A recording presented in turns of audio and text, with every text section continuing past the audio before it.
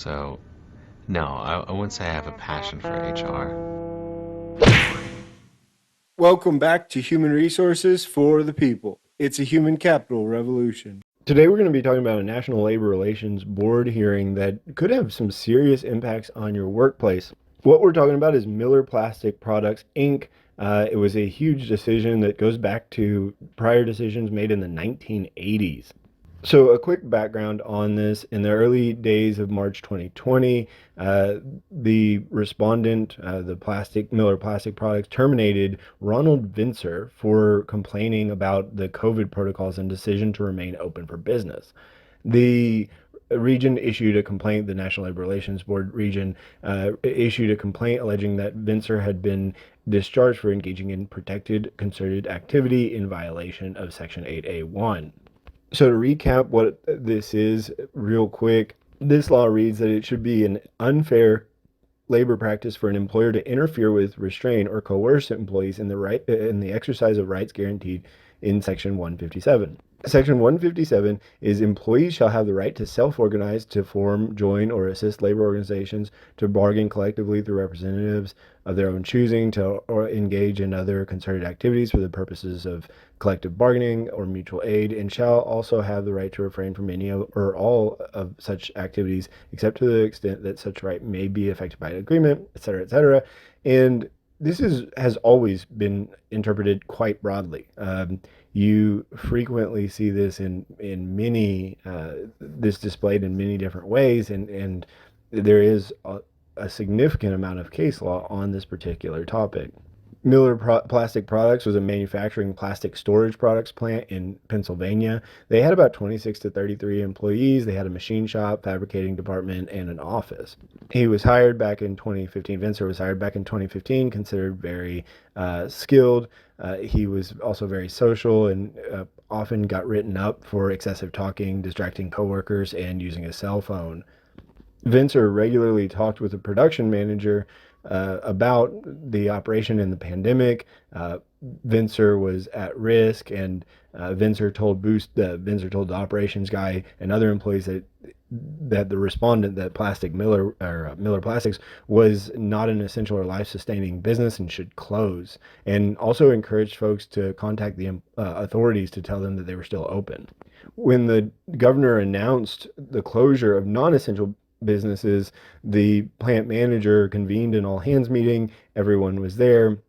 And the plant manager said, hey, we're likely to be an essential business and that we would take health and safety precautions, et cetera, et cetera. Vincer was upset and said that they didn't have the proper precautions in place and that they shouldn't be working. Many other employees also questioned whether or not it was an essential business. Vincer was text messaging on his phone on March 24th. It got reported, and almost immediately they went to Vincer and terminated him for poor attitude, talking, and lack of profit. The judge found that Vincer's conduct, raising concerns about COVID protocol, was concerted and for mutual aid or protection. So the judge found that this was part of concerted activity, that it was kind of part and parcel of forming a union or forming a mutual aid or protection. And when the National Labor Relations Board does this, they overturn past precedents. There was a situation in 2019 where there was an airport porter. He was asked to help soccer team with the luggage, and they said that when they did that, the plaintiff said that when they did that, they didn't get a tip, and so they refused to help, but ultimately did. They were disciplined for their initial refusal to assist the team. And then ultimately, the plaintiff, this skycapper airport porter, was fired. And so they went before the National Labor Relations Board saying that the comment was protected. It was concerted activity because he was pushing for mutual aid and protection because of this tip. And ultimately, he argued that the discharge was unlawful pursuant to Section 8 of the National Labor Relations Act. And because it was merely griping and not concerted effort or made for the mutual aid or protection, they were the termination was upheld by the administrative law judge under the National Labor Relations Act.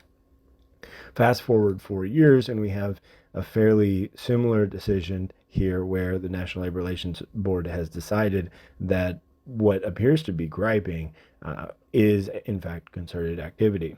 Because this means that it's so expansive and so broad, employers have to be certain and cautious when they're dealing with employees and managing what ultimately is just griping. They have to be very careful with respect to discipline and termination when it comes to griping, because it could be considered concerted activity under the National Labor Relations Act.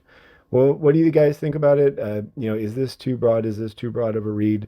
I mean, my biggest problem ultimately is that this is the snip, snap, snip, snap of the National Labor Relations Board.